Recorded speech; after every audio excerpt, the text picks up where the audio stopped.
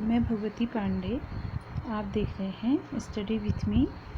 हम पढ़ रहे हैं कबीर के पद। इस पद को हम पढ़ चुके हैं आधा ये वाला हिस्सा कि कबीर ने कहा है कि हे सज्जन व्यक्तियों कि यह संसार बौरा गया है, सत्य बात पर विश्वास नहीं करता और झूठे पर विश्वास करता है।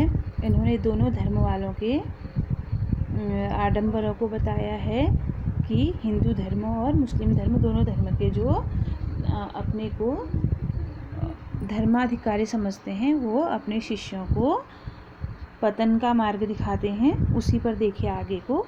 साखी शब्द ही गावत भूले, आत्म खबरी न जाना, हिंदू कहे मुहे राम प्यारा, तुर्क कहे रहीमाना।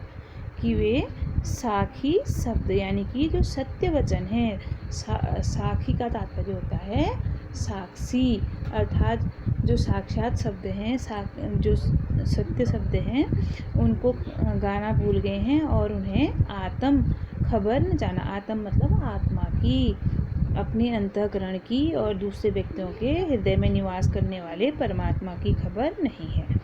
हिंदू कहे मुझे राम प्यारा, हिंदू धर्म के लोग कहते हैं कि मुझे राम प्यारा है।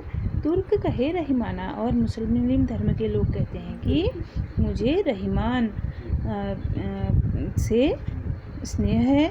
आपस में दो लड़ लड़ मुए, दोनों धर्म के लोग आपस में लड़ी मतलब लड़ के, मुए मतलब मर गए या दुष्ट भी कह सकते हैं कि वे दोनों आपस में लड़ के मर गए। मर्म न काहू जाना, मर्म मतलब रहस्य, काहू माने किसी ने, न जाना माने नहीं जाना है। लेकिन ईश्वर एक है, ऐसा रहस्य किसी ने भी नहीं जाना। उस ईश्वर के लिए जो एक ही है, जिसको दोनों राम और रहीम अलग अलग नामों से पूछते हैं, उसके लिए आपस में लड़ रहे हैं, लेकिन ईश्वर एक है।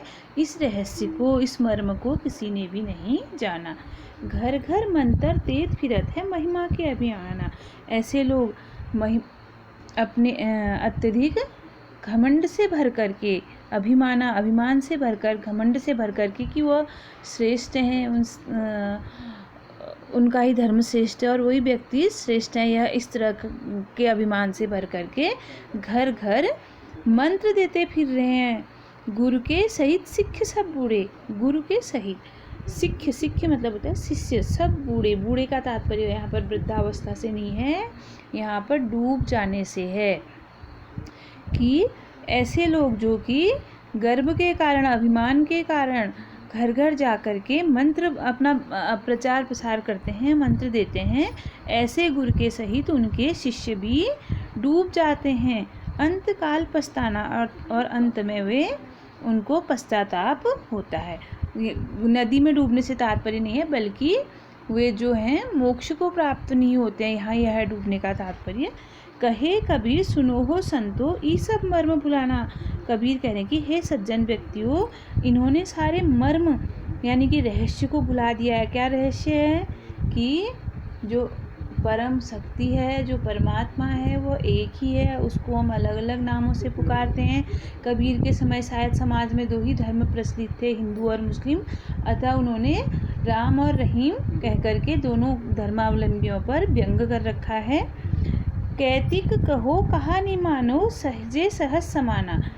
कैतिक कहो मतलब कितना ही कहो, कहा नहीं माना, कहना नहीं मान रहे, सहजे सहज समाना।